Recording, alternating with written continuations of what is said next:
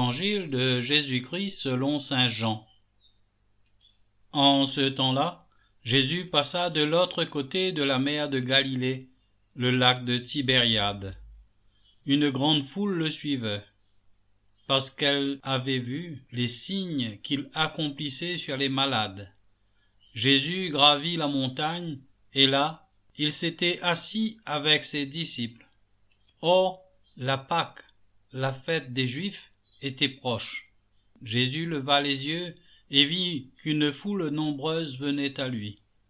Il dit à Philippe, « Où pourrions-nous acheter du pain pour qu'ils aient à manger ?» Il disait cela pour le mettre à l'épreuve, car il savait bien, lui, ce qu'il allait faire. Philippe lui répondit, « Le salaire de 200 journées ne suffirait pas pour que chacun reçoive un peu de pain. » Un de ses disciples, André, le frère de Simon-Pierre, lui dit, « Il y a là un jeune garçon qui a 5 pains d'orge et 2 poissons. Mais qu'est-ce que cela pour tant de monde ?» Jésus dit, « Faites s'asseoir les gens. » Il y avait beaucoup d'herbe à cet endroit. Il s'assit donc au nombre d'environ 5000 hommes. Alors Jésus prit les pains et, après avoir rendu grâce, il les distribua aux convives.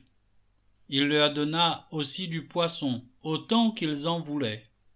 Quand ils eurent mangé à leur faim, il dit à ses disciples, « Rassemblez les morceaux en surplus pour que rien ne se perde. » Ils les rassemblèrent et ils remplirent 12 paniers avec les morceaux de pain d'orge restés en surplus pour ceux qui prenaient cette nourriture.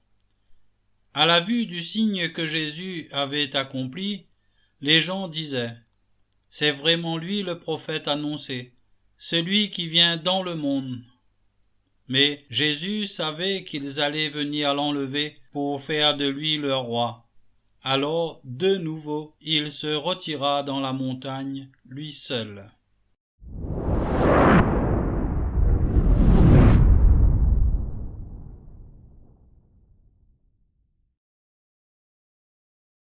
Le Livre du ciel, tome 34, le 5 janvier 1936. J'ai faim. Viens, ô divine volonté, me donner ta vie et me rassasier de toi, sinon je vais mourir. Je délirais en voulant sentir en moi la plénitude de la divine volonté.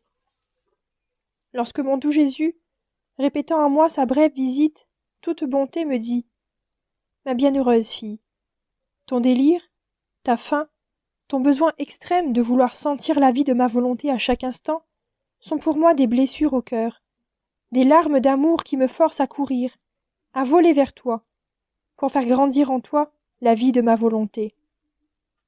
Tu dois savoir que lorsque la créature veut faire ma volonté, pour qu'elle vive et émette ses actes dans la créature, elle appelle son Créateur, qui se sent appelé par la puissance de son propre vouloir dans la créature, ce qu'il ne peut refuser ni retarder le moindrement. Au contraire, comme nous ne nous laissons jamais vaincre en amour, dès que nous voyons qu'elle va nous appeler, nous ne lui en laissons pas le temps, nous l'appelons, et elle accourt dans notre être divin, comme en son propre centre. Elle se jette dans nos bras, et nous la pressons contre nous pour la transformer en nous, dans un accord parfait entre créateur et créature. Et notre enthousiasme d'amour est si grand que nous l'aimons d'un amour nouveau et redoublé. Mais ce n'est pas assez. Nous lui donnons une communication avec notre être suprême, afin de nous faire aimer par elle d'un amour nouveau et redoublé. Et si tu savais ce que signifie être aimé par Dieu d'un amour nouveau et redoublé, et pouvoir aimer d'un amour nouveau et redoublé. Ces merveilles et ces prodiges n'existent que dans notre divine volonté. Dieu s'aime lui-même dans la créature, tout est sien. Il n'est donc pas étonnant qu'il mette en œuvre son amour toujours nouveau, le redouble 100 fois, et autant qu'il veut, et qu'il accorde une grâce à la créature, afin qu'elle puisse l'aimer avec son propre amour,